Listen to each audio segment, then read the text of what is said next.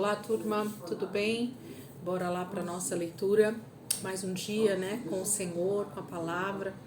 E eu tenho certeza que o Espírito Santo tem já ministrado a tua vida de forma poderosa nesses primeiros 18 dias de 2024. Gente, é uma jornada lenta, de um passo de cada vez, mas ela é extremamente prazerosa e que dá uma recompensa, que é o nosso crescimento. Então, se você está aqui comigo já há 18 dias, meu conselho para você é persevere. Essa é a única palavra que eu posso usar para você, porque a gente sabe, quem está aqui há mais tempo comigo, nessas leituras, nos devocionais, nos estudos, tem a ver com uma decisão e uma perseverança. Não tem outra palavra. Vão vir dias difíceis, vão ver dias mais corridos, dias mais fáceis, mas se você colocar uma meta de realmente estar com o Senhor todos os dias, naquele mesmo horário, naquele mesmo local que você preparou, que você separou para estar com o Senhor, tenha certeza que o Senhor vai estar honrando a tua vida com crescimento.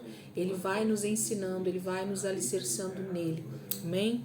Vamos lá, nós vamos hoje para Gênesis, capítulo 19, 20 e 21. Gênesis 19, 20 e 21 é o nosso texto de hoje. Gênesis 19 diz assim: os dois anjos chegaram a Sodoma ao anoitecer, e Ló estava sentado à porta da cidade. Quando os avistou, levantou-se e foi recebê-los. Prostrou-se com o rosto em terra e disse: meus senhores, por favor, acompanhe-me à casa do seu servo. Lá poderão lavar os pés, passar a noite, pela manhã seguir caminho. Não, passaremos a noite na praça, responderam. Mas ele insistiu tanto com eles que finalmente o acompanharam e entraram em sua casa. Ló mandou preparar-lhes uma refeição e assar pão sem fermento, e eles comeram. Ainda não tinham ido deitar-se quando todos os homens de toda parte da cidade de Sodoma, dos mais jovens aos mais velhos, cercaram a casa. Chamaram Ló e lhe disseram: onde estão os homens que vieram à sua casa esta noite? Traga-os para nós aqui fora, para que tenhamos relações com eles. Ló saiu da casa, fechou a porta atrás de si e disse: não, meus amigos, não façam essa perversidade. Olhem, tenho 2 filhas que ainda são virgens. Vou trazê-las para que vocês façam com elas o que bem entenderem. Mas não façam nada a estes homens, porque se acham debaixo da proteção do meu teto. Saia da frente, gritaram, e disseram: este homem chegou aqui como estrangeiro e agora quer ser o juiz. Faremos a você pior do que a eles.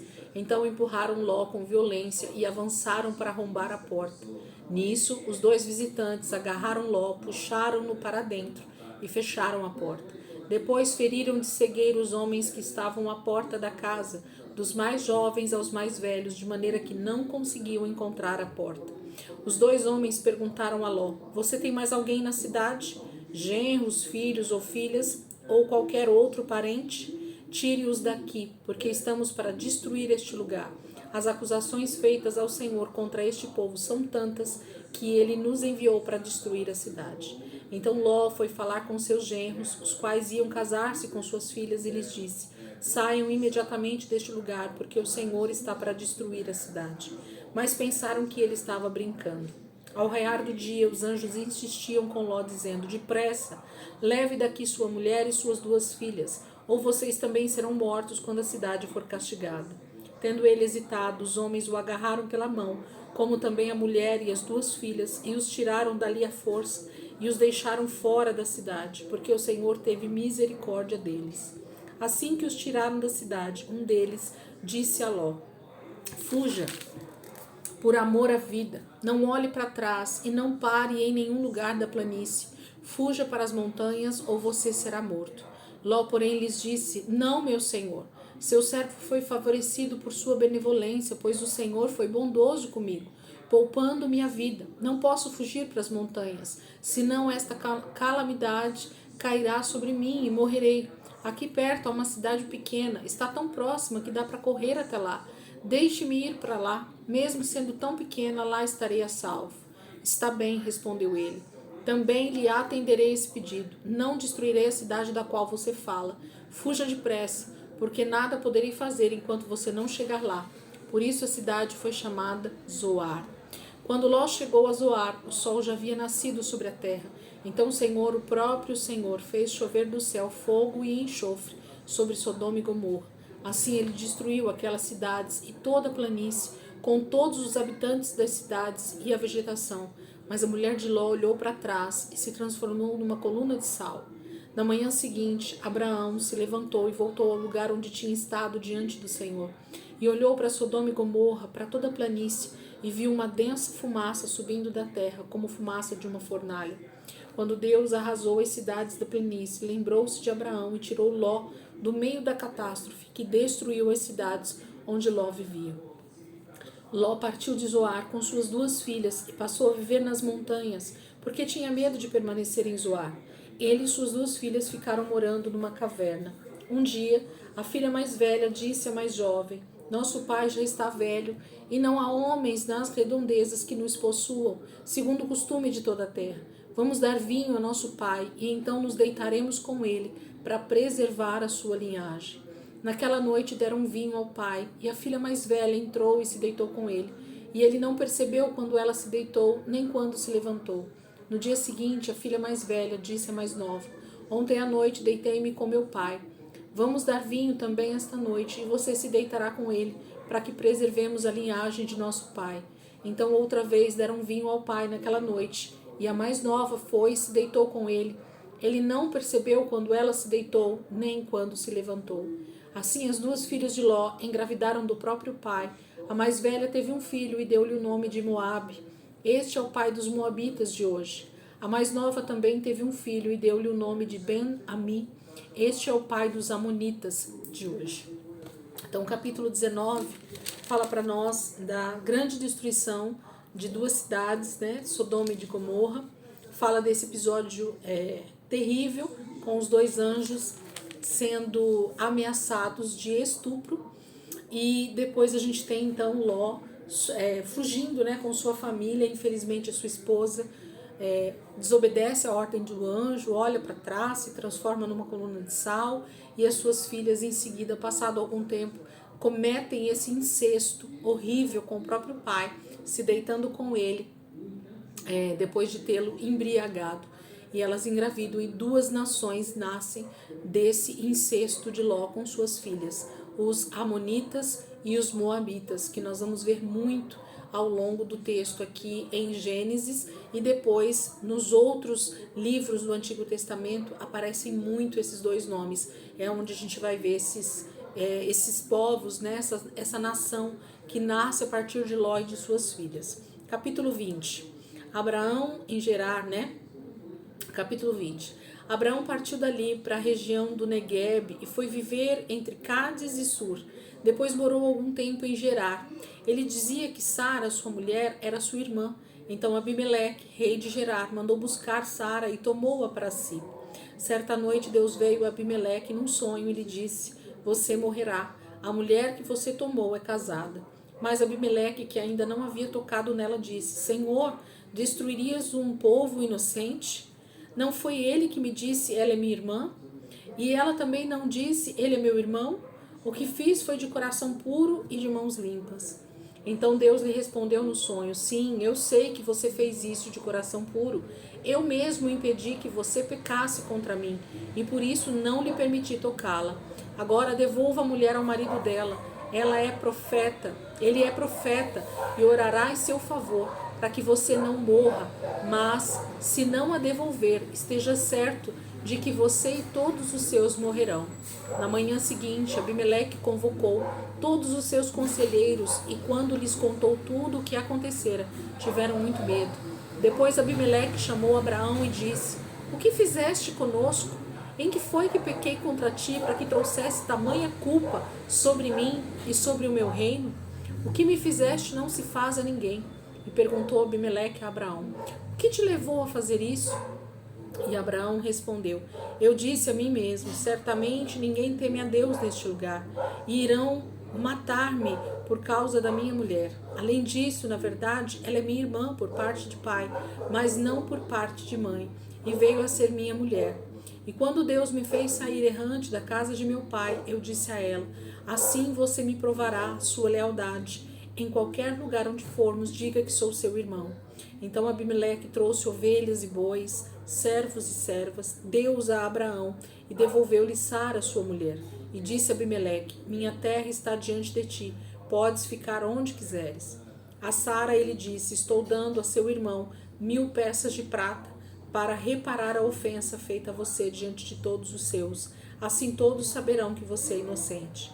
A seguir, Abraão orou a Deus, e Deus curou Abimeleque, sua mulher e suas servas, de forma que puderam novamente ter filhos, porque o Senhor havia tornado estéreis todas as mulheres da casa de Abimeleque, por causa de Sara, mulher de Abraão.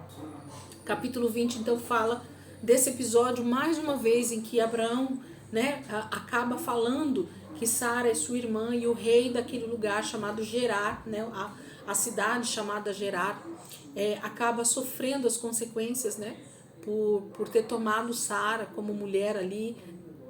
A própria palavra de Deus diz que ainda bem que Abimeleque não toma Sara, como mulher ali na cama, preservando a vida dele, do seu povo e da própria Sara, E o Senhor então fala com ele em sonho. Gente, Deus fala com qualquer pessoa quando ele decide falar algo, quando ele decide guardar algo que ele está promovendo na terra, Esse Abimeleque, ele era da família dos Amalequitas. Quando a gente vê a genealogia ali, a gente percebe que Abimeleque vem de Amaleque, da linhagem de Amaleque, dos Amalequitas. Então o Senhor protege a linhagem de Abraão, protege Sara, mas protege também esse homem e toda a sua nação ali, todo o seu povo. Capítulo 21, para a gente finalizar então a nossa leitura de hoje. O Senhor foi bondoso com Sara, como lhe dissera, e fez por ela o que prometera. Sara engravidou e deu um filho a Abraão em sua velhice, na época fixada por Deus em sua promessa. Abraão deu o nome de Isaque ao filho que Sara lhe dera. Quando seu filho Isaque tinha 8 dias de vida, Abraão o circuncidou, conforme Deus lhe havia ordenado. Estava ele com 100 anos de idade quando lhe nasceu Isaque, seu filho. E Sara disse: Deus me encheu de riso, e todos os que souberem disso rirão comigo. E acrescentou: quem diria a Abraão que Sara amamentaria filhos? Contudo, eu lhe dei um filho em sua velhice. O menino cresceu e foi desmamado. No dia em que Isaque foi desmamado, Abraão deu uma grande festa. Sara, porém, viu que o filho de Agar, a egípcia dera a Abraão, estava rindo de Isaque. E disse a Abraão: livre-se daquela escrava e do seu filho, porque ele jamais será herdeiro com o meu filho Isaque. Isso perturbou demais Abraão, pois envolvia um filho seu. Mas Deus lhe disse: não se perturbe por causa do menino e da escrava. Atenda a tudo o que Sara lhe pedir, porque será por meio de Isaque que a sua descendência há de ser considerada. Mas também do filho da escrava farei um povo, pois ele é seu descendente. Na manhã seguinte, Abraão pegou alguns pães e uma vasilha de couro cheia de água, entregou-os a Agar e, tendo-os colocado nos ombros dela, despediu-o com o menino. Ela se pôs a caminho e ficou vagando pelo deserto de Berseba. Quando acabou a água da vasilha, ela deixou o menino debaixo de um arbusto e foi sentar-se perto dali, a distância de um tiro de flecha, porque pensou: não posso ver o menino morrer. Sentada ali perto, começou a chorar. Deus ouviu o choro do menino, e o anjo de Deus do céu chamou Agar e lhe disse: o que a aflige, Agar? Não tenha medo, Deus ouviu o menino chorar, lá onde você o deixou. Levante o menino e tome-o pela mão, porque dele farei um grande povo. Então Deus lhe abriu os olhos, e ela viu uma fonte. Foi até lá, encheu de água a vasilha e deu de beber ao menino. Deus estava com o menino. Ele cresceu, viveu no deserto, tornou-se flecheiro. Vivia no deserto de Parã, e sua mãe conseguiu-lhe uma mulher da terra do Egito. Naquela ocasião, Abimeleque, acompanhado de Ficol, comandante do seu exército, disse a Abraão: Deus está contigo em tudo o que fazes. Agora, jura-me diante de Deus que não vais enganar-me, nem a mim, nem aos meus filhos e descendentes. Trata a nação que te acolheu como estrangeiro com a mesma bondade com que te tratei. Respondeu Abraão: eu juro. Todavia Abraão reclamou com Abimeleque a respeito de um poço que os servos de Abimeleque lhe tinham tomado à força. Mas Abimeleque lhe respondeu: não sei quem fez isso. Nunca me disseste nada e só fiquei sabendo disso hoje. Então Abraão trouxe ovelhas e bois, deu-os a Abimeleque, e os dois firmaram um acordo. Abraão separou 7 ovelhas do rebanho, pelo que Abimeleque lhe perguntou: que significam estas 7 ovelhas que separaste das demais? Ele respondeu: aceita estas 7 ovelhas de minhas mãos como testemunho de que eu cavei este poço. Por isso aquele lugar foi chamado Berseba, porque ali os dois fizeram um juramento. Firmado esse acordo em Berseba, Abimeleque e Ficol, comandante das suas tropas, voltaram para a terra dos filisteus. Abraão, por sua vez, plantou uma tamargueira em Berseba e ali invocou o nome do Senhor, o Deus eterno. E morou Abraão na terra dos filisteus por longo tempo. Então, o capítulo 21 fala desse momento em que Abraão toma nos seus braços, né, a promessa, que é Isaac, esse filho tão desejado, tão prometido, né, pelo Senhor, na promessa desde o capítulo 12. Aqui é o cumprimento disso 25 anos depois, aproximadamente, como os estudiosos dizem. E nesse momento, então, Sara, mais uma vez, né, sofre a afronta de Agar e do seu filho, e ela então faz com que Abraão expulse, né, da sua casa, do meio dos seus, a escrava e o filho.